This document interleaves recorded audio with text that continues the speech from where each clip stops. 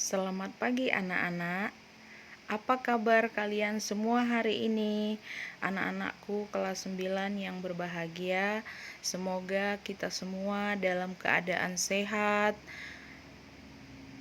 untuk dapat mengikuti materi pelajaran hari ini. Nah, materi kita hari ini yaitu rangkaian seri dan paralel. Kemarin malam Ibu sudah beritahu bahwa anak-anak semua harus membaca buku pelajarannya terlebih dahulu agar memudahkan kita untuk mengikuti pembelajaran hari ini. Nah, pembelajaran hari adapun tujuan pembelajaran hari ini yaitu yang pertama, peserta didik atau siswa dapat menjelaskan dan memahami rangkaian seri dalam kehidupan sehari-hari. Yang kedua, peserta didik atau siswa dapat menjelaskan dan memahami rangkaian paralel dalam kehidupan sehari-hari. Nah, yang pertama itu adalah rangkaian seri. Rangkaian seri adalah rangkaian listrik yang seluruh komponennya atau beban listriknya disusun secara berurutan. Artinya inputan satu komponen atau beban yang berasal dari output. Output itu berarti keluaran ya. Keluaran komponen yang lain. Nah, untuk lebih jelasnya perhatikan gambar lampu yang dirangkai secara seri berikut ini. Nah, boleh kita lihat gambar yang ada yang disajikan ya pada materi. Itu gambar menunjukkan bahwa lampu disusun secara berurutan, artinya kuat arus yang mengalir pada setiap lampu bernilai sama. Nah, pada dasarnya setiap lampu memiliki suatu hambatan yang nilainya sudah ditentukan oleh pabrik atau ditentukan oleh yang membuat begitu ya.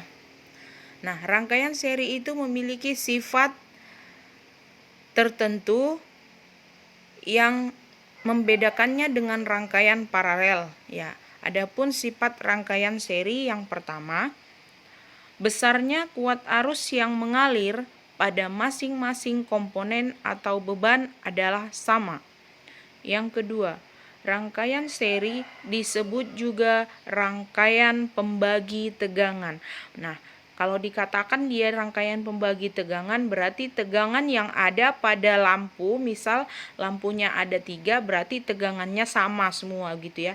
Nah, tegangannya itu dibagi pada lampu 1, 2, dan 3 begitu. Hal itu karena sumber tegangan akan dibagi ke dalam banyaknya komponen yang dirangkai secara seri. Nah, seperti yang Ibu jelaskan tadi, ada berapa lampu, misal ada 3 lampu, berarti tegangan dibagi ke dalam 3 lampu tersebut begitu. Nah, adapun kelebihan dari rangkaian seri di atas adalah yang pertama, jumlah kabel penghantar yang dibutuhkan pada rangkaian seri lebih sedikit atau hemat kabel. Nah, berarti tidak banyak membutuhkan kabel begitu ya untuk menghubungkan lampu yang satu dengan lampu yang lain. Yang kedua, biaya pemasangannya lebih murah. Yang ketiga, meskipun hambatan pada masing-masing beban tidak sama, tadi beda ya tegangan dengan hambatan. Kalau dia tegangan simbolnya V, kalau dia hambatan simbolnya R, R besar begitu ya. Meskipun hambatan pada masing-masing beban tidak sama, beban tetap dilalui besar arus yang sama. Berarti arus yang mengalir pada setiap lampu itu dia sama begitu ya. Kalau ada 3 lampu berarti arus yang mengalir pada 3 lampu tersebut itu sama besarnya. Nah, ini ada gambar rangkaian seri. Ada gambar rangkaian seri disajikan ya. Ada R1, R2, dan R3. Itu disusun secara seri. Nah, rangkaian yang ada disajikan ini itu adalah rangkaian seri. Nah, rangkaian seri itu tadi kan rangkaian yang disusun secara berurutan begitu ya, R1, R2, dan R3. Rumus pada rangkaian seri yaitu I sama dengan I1 sama dengan I2 sama dengan I3. Nah, tadi katanya kan arus listrik yang mengalir pada rangkaian seri itu sama besar. Berarti kalau I totalnya sama dengan I1 sama dengan I2 dan I3. V itu adalah tegangan sama dengan V1 ditambah V2 ditambah V3. Berarti V total sama dengan tegangan yang pertama ditambah tegangan kedua ditambah dengan tegangan yang ketiga. R itu adalah hambatan. Hambatan pertama ditambah hambatan kedua ditambah dengan hambatan ketiga. Yang selanjutnya adalah rangkaian paralel. Rangkaian paralel memiliki ciri yaitu susunan rangkaiannya memiliki cabang. Nah, tadi kalau dia rangkaian seri itu kan disusun secara berurutan. Kalau dia rangkaian paralel, dia rangkaiannya disusun secara bercabang ya. Misalnya atau dia ada yang bercabang ke bawah atau bercabang ke samping begitu ya. Nah, adapun karakteristik atau ciri dari rangkaian paralel yang pertama, cara menyusun rangkaian cenderung lebih rumit atau sulit begitu ya. Yang kedua, semua komponen listrik terpasang secara bersusun atau sejajar. Misal sejajar ke bawah atau bersusun ke bawah atau ke samping gitu.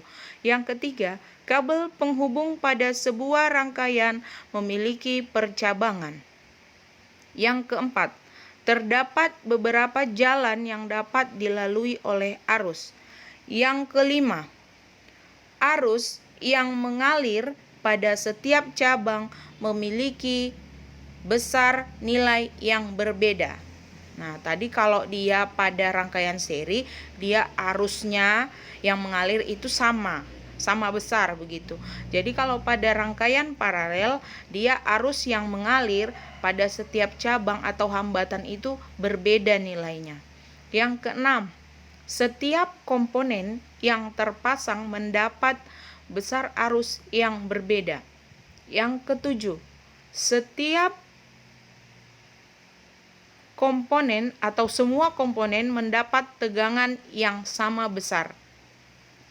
Yang kedelapan, hambatan totalnya lebih kecil dari hambatan pada tiap-tiap komponen penyusunnya.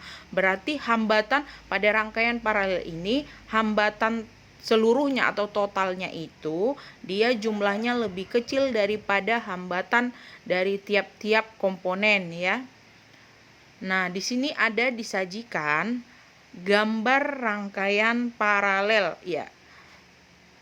Gambarnya berbeda ya dengan rangkaian seri. Tadi kalau rangkaian seri disusun secara berurutan ke samping begitu. Nah, tadi kan kalau rangkaian paralel dia disusun secara tadi ada di sini yaitu disusun sejajar gitu ya. Berarti dia sejajar ke bawah. Dari gambar ini berarti dia rangkaian paralel itu disusun sejajar, dia tapi sejajar ke bawah begitu ya. Rumus pada rangkaian paralel ya yang ada dari gambar itu rumusnya yaitu I sama dengan I1 tambah I2 ditambah I3. V itu adalah tegangan, tadi I arus. V sama dengan V1 sama dengan V2 sama dengan V3. Seper R dikatakan seper R itu adalah tegangan ya. R itu salah ya, maaf. R itu adalah hambatan.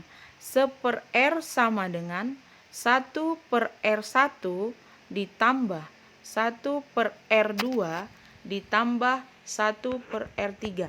Jadi nanti apabila kalian ingin mencari hambatan total dari rangkaian yang ada R1, R2, R3 ya, seperti ada yang pada gambar. Nah, itu rumusnya seper R sama dengan 1/R1 ditambah 1/R2 ditambah 1/R3, begitu ya.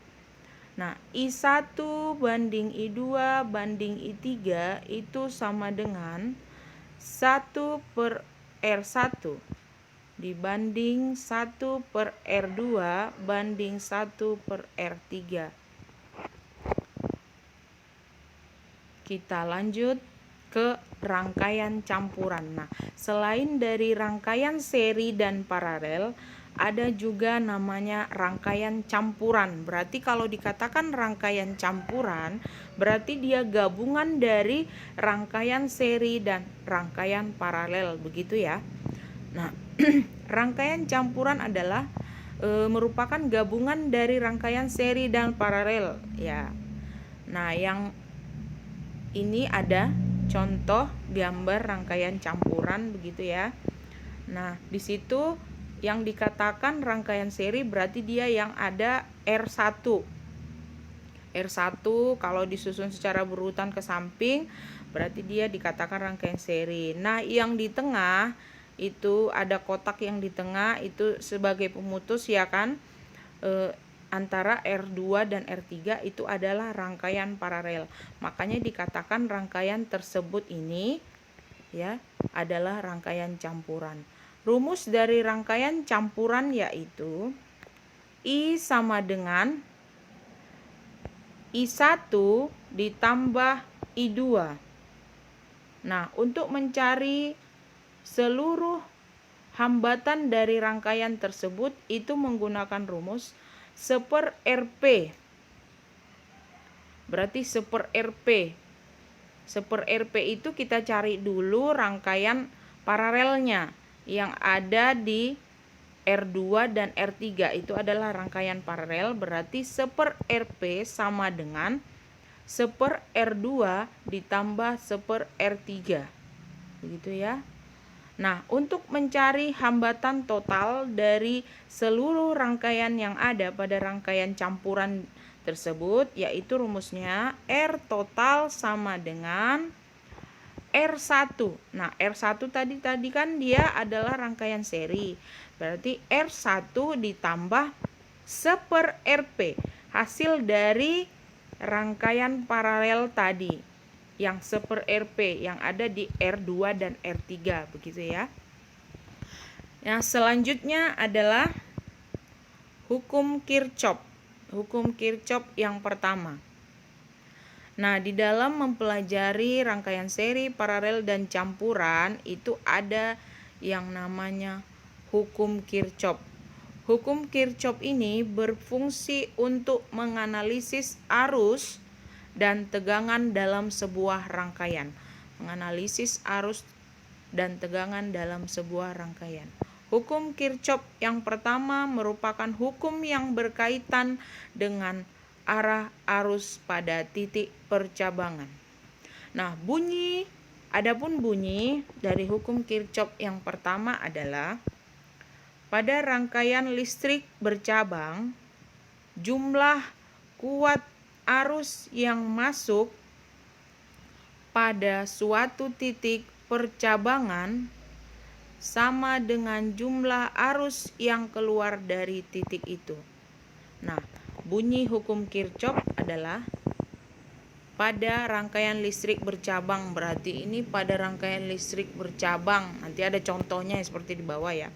Jumlah kuat arus yang masuk pada suatu titik percabangan sama dengan jumlah arus yang keluar dari titik itu. Nah, berarti jumlah arus yang masuk harus balance dia sama dengan jumlah arus yang keluar. Nah, rumusnya adapun ya seperti ini. Sigma itu berarti jumlah ya.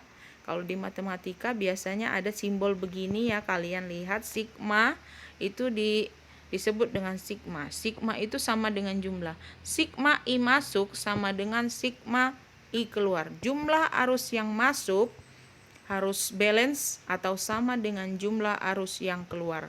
Nah, ini ada contoh gambar, ada disajikan percabangan ya arus listrik.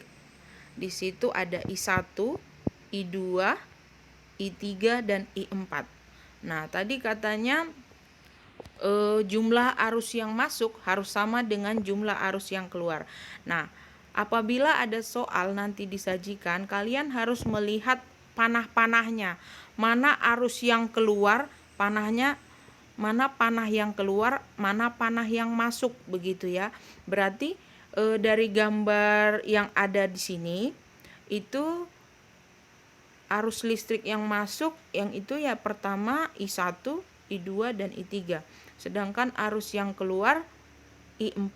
Berarti tadi dikatakan kata kuncinya jumlah arus yang masuk harus sama dengan jumlah arus yang keluar. Berarti rumusnya I4 sama dengan I1 tambah I2 ditambah I3.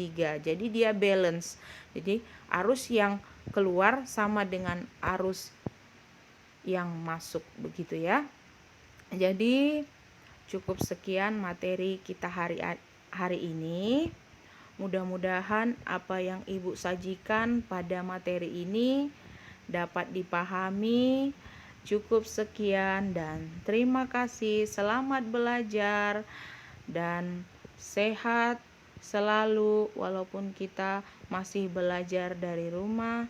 Selamat pagi buat anak-anakku semuanya. Terima kasih.